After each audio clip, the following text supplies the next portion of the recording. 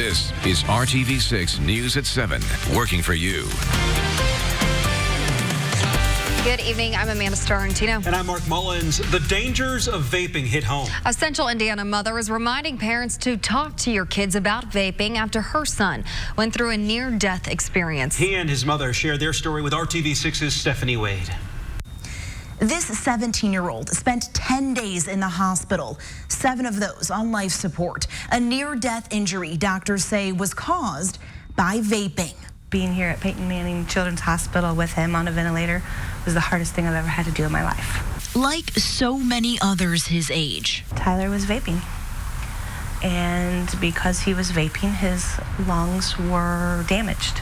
Stacy Ware's son Tyler, a junior at Avon High School, almost died. He had double pneumonia, massive destruction, and fluid in his lungs from what the CDC is calling VALI, or vaping-associated lung injury. 5 people have died from it so far in Indiana. Tyler says he first tried vaping his freshman year of high school. Now a junior, he was vaping daily.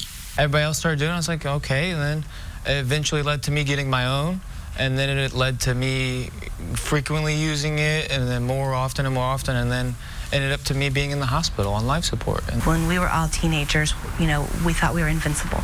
We thought we knew everything. And these kids think it's not going to hurt them because it's not smoking. Unfortunately, Tyler's proof it can hurt you, and it can hurt you bad. Now, his mother is asking parents to have serious conversations with their kids about vaping. It's unclear what was in the vape Tyler used that might have caused this near-death experience, but it is currently under investigation. Working for you, Stephanie Wade, RTV6. Cameras will soon begin scanning your license plate along a heavily traveled road in Fishers. The city is teaming up with a new business to make it happen in an effort to fight crime. Megan Sanctorum is working for you to find out how this program works and what you need to know about it. As cars travel along 96th Street in Fishers, new cameras will soon be scanning their license plates and sending that information to police, alerting officers to things like stolen cars, wanted suspects, and missing people. It's all part of a new partnership between the city and a developer. This former Marsh store will soon become a fitness facility. But before opening, the mayor is requiring them to purchase 4 license plate reading cameras for the city. Those cameras will be placed near the business on 96th Street. Drivers in the area have mixed opinions on the cameras. It'll help if it prevents from more crime in the area and gives more safety for the neighborhood. Yeah, I'm all for it. The big question is, what are they going to do with that information? I don't know. Is we're not tracking everybody's every move. It's not telling us when someone goes to the ice cream store or Walmart. It's only telling us if they're wanted for a criminal offense. Right now, it's unclear where specifically on 96th Street the cameras will be located, but they're expected to be installed this year. Working for you, Megan Sanctorum, RTV6. Equifax users have more time to file a claim following the September 2017 data breach that exposed personal information of more than 147 million people. The original deadline was January 22nd. Well, you can still file a claim for any expenses you incur between now and January 2024 as a result of identity theft or fraud. Equifax has agreed to a settlement which includes up to $425 million to help victims. If you've already filed a claim, the settlement administrator will not send out any benefits until they've reviewed and validated claims and the court gives its okay. Even if you do not file a claim, you can get free identity restoration services for at least 7 years. You can also get up to 6 free credit reports per year through 2026. Just go to the Equifax website or call 1-866-349-5191. You can find phone numbers and links on how to do this in this story on the RTV6 app. A cloudy day and a cloudy night in progress. Temperatures, they'll be stuck in the 30s. I think we'll see some flurries tonight and through the morning hours tomorrow. Next 3 days, temperatures do not venture out of the 30s. We'll talk about a storm system to watch for Saturday when I come back in the main weather. There's all the gray of the cloud cover. Just a few flurries showing up off of Lake Michigan. These will continue to drift to the south and east. Temperature in Logansport 32. Same in Kokomo, 31 in Marion and Anderson in Madison. Madison County. Temperature warmest right now in Columbus at 34 degrees, 33 in Bedford. Because of the cloud cover, they won't change much tonight. Here are some of the flurries that continue into the morning hours tomorrow and through mid-morning. Temperatures for your morning drive around 30 degrees with those flurries. We'll talk about the changes that eventually arrive later in the week coming up. Investigators continue to collect evidence today in the helicopter crash that killed Kobe Bryant. He's being remembered and mourned around the world. Thomas Hippo takes us to LA to see the tributes there. The City of Angels stands still today. LA is in mourning right now, man. We're all very sad, you know. For a second. I can feel the pain that we're going through right now as Angelinos together. He died in a helicopter crash. A sobering loss, a reality too hard to believe. It just cannot leave my mind. We all know it's not supposed to be like that, but there's things that we have to accept and understand. Like, it's Kobe Bryant, it's something that we don't expect, so yeah, it does make you appreciate life a little bit more. Those come here outside the stadium he built to pay respects and reflect. And I call it capturing the moment, because if you don't capture the moment, you can't come back to it. There will never be another Kobe, especially the GOAT of LA. It's not easy, man, Strong basketball player, cared about everybody, never took nothing for granted, and always was a team player. The City of Angels stands still, but together. Exactly, he died with her. He died with her. I wish that was my dad. He was always there for them. In Los Angeles, I'm Thomas Hoppo reporting.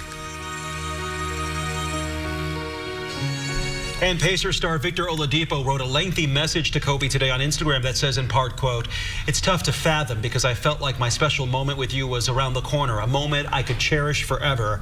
Unfortunately, that can't happen now. Kobe, thank you. Thank you for all the knowledge and time you took to help me grow," end quote. We have that full statement on the RTV6 app. Now, just ahead here, so many schools, so many choices. How is a parent supposed to decide? The message behind this week and how you can find the perfect education for your child. Plus, the defense continues its case as more possible evidence comes out against the president. The latest in the impeachment trial still ahead when the news continues on RTV6. Heart Association and RTV6. Today is officially Eva Education Day in Indiana, honoring Holocaust survivor Eva Kor. She survived the experiments done in her Auschwitz, in Auschwitz, and lived in the final 59 years of her life in Terre Haute. She founded the Candles Holocaust Museum there. Kor died last July, and right now you can see a screening of the documentary on her life at the Indiana Historical Society. It's the perfect day to celebrate Eva. Today marks the 75th anniversary of the liberation of Auschwitz, where she was held. Today, survivors laid wreaths for the victims at the camp's execution wall. They were joined by world leaders and other dignitaries. Nazi Germany set up the camp in occupied Poland in 1940. Over 1 million were killed there in gas chambers or from disease. Most of those killed were Jewish. School Choice Week is giving parents the power to make an informed decision when it comes to their students' learning. RTV6's Troy Washington is breaking down the options. Janelle O'Bannon has 3 children. She's no stranger to Central Indiana's school system. I was in school, it was either you go to public, township, or private. And you had to have money to go to private school, definitely. But even she draws blanks when it comes to all the options out there. Picking the right school can be paramount for most parents, and that's why School Choice Week lays out all the options that are out there. The difference now, parents and students have choices when it comes to finding the right school. The week is dedicated to highlighting the 6 available options. When I was in school, you just had ABC. Now she has a whole alphabet of things that she can do. Most parents know about public school, private schools, and the homeschool option, but this week aims to enlighten parents about magnet schools, which are free and offer students the chance to engage in subjects that interest them. Online courses, which also have free options, and charter schools, which have been popping up all over the state since 2002. Yet another way for students to get a quality education without spending big bucks. Working for you, Troy Washington, RTV6. Coming up, he spent part of his formative years in Philadelphia, where he shined on the high school court. We take you to the city of brotherly love to explore their love for Kobe Bryant. And late this week into the weekend, another storm system may bring a mix of rain and snow. We'll talk about details of that coming up. Wednesday night at 6, only on RTV6. This is RTV6 News at 7, working for you.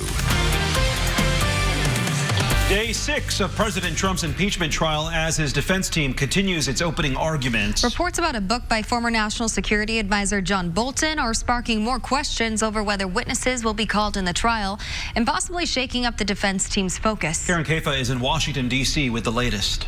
The Senate will now hear you. Senators back on Capitol Hill as President Trump's legal team continues opening arguments. That the president was at all time acting under his constitutional authority, under his legal authority, in our national interest, and pursuant to his oath of office. But as they lay out their case, a new revelation. The New York Times reporting, citing multiple sources, that in a draft of his upcoming book, John Bolton writes President Trump wanted to continue withholding military aid to Ukraine until the country helped with investigations into Democrats, including the Bidens. It completely blasts another hole in the president's defense. The Democrats using the manuscript information to continue their call for the former National Security Advisor and others to testify. A few Republicans agreeing. It's increasingly likely that other Republicans will join those of us who think we should hear from John Bolton. Others in the GOP not so sure. I'll just cut to the chase that it really doesn't change anything in terms of the process.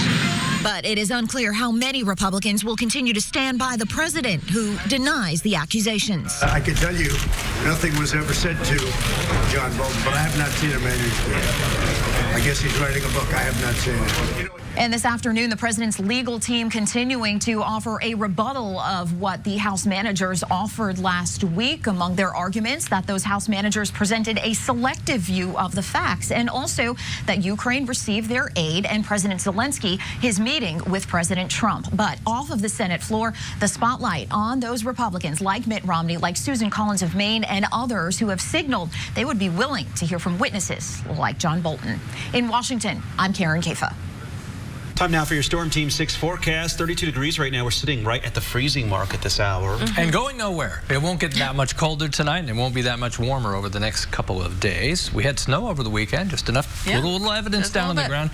And that's a big deal because it's the only 2 times this month, Saturday and Sunday, that we had any measurable snowfall. As I mentioned, it didn't amount to much, under a ½ inch officially, but it is something. We're in the top 10 right now for least snowiest January. And it looks like it will go in the books that way. Don't really have much in the way of snow in the forecast. We may have some flurries or snow showers during the day tomorrow.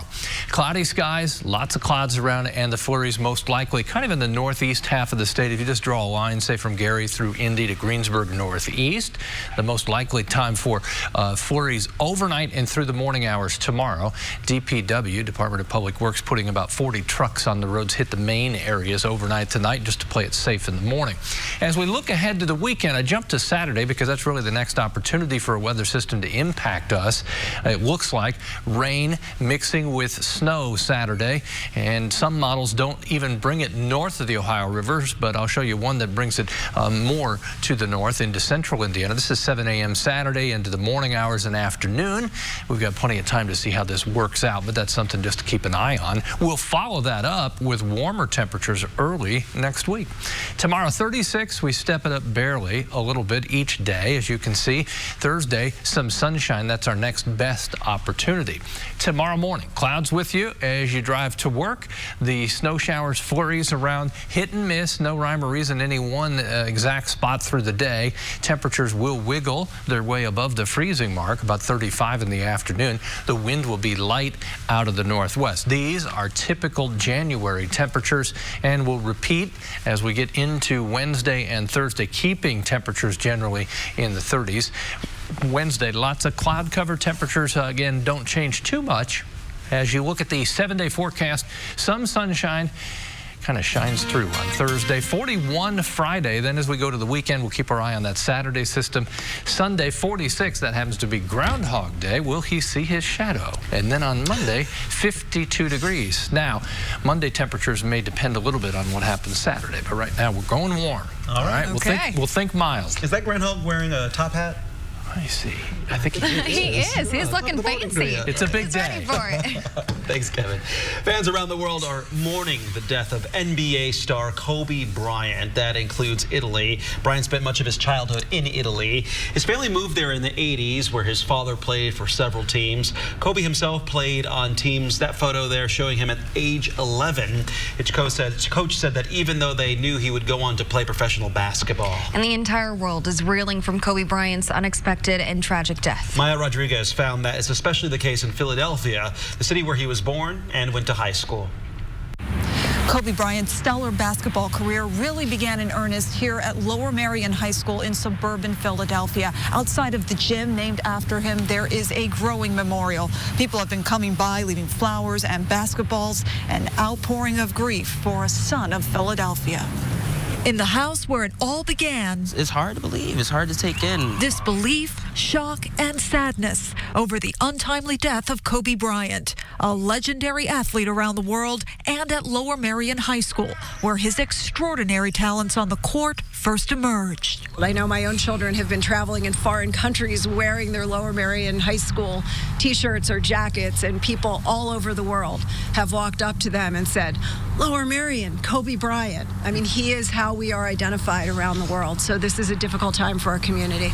Difficult and personal, says Shaheem Cochran-Todd. He took the day off work today to come here and pay his respects to Kobe, who went straight from this high school to the NBA. It's hard getting there, and then you made it without having to go to college. That is unbelievable. So it's just, the guy is phenomenal from beginning to end. Kobe Bryant visited Philadelphia just last year, stopping by a public school to read and share with students a new children's book he created and give Philadelphia credit where it was due. We make the best basketball players. We make the best well-rounded individuals. His loss now felt profoundly, not just in the world of sports, but here, where some wonder what may have come next for him.